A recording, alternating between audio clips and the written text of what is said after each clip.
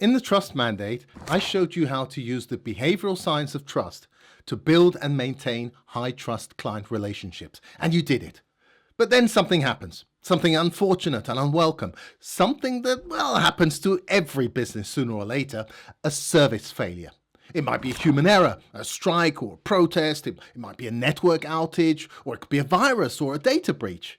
Either way, the disruption might lead clients to question your firm's trustworthiness, which will impact the relationship, their repurchase intentions, their eagerness to make referrals, and possibly even their willingness to do business with you at all.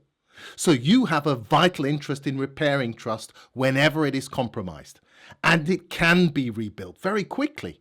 So in this presentation, I'll show you how to apply the same behavioral sciences framework to the essential steps in trust repair, the actions, the communication, any eventual compensation, and the all-important apology. And there is more good news. These steps can not only rebuild trust to the pre-disruption level, but can make that bond even stronger. And this is because following a breach of trust, clients pay attention to everything you do. So your trust-building efforts at that moment can be even more effective. So join me, Herman Brodie, for Experience 2025, March 30th to April 2nd in Austin, Texas.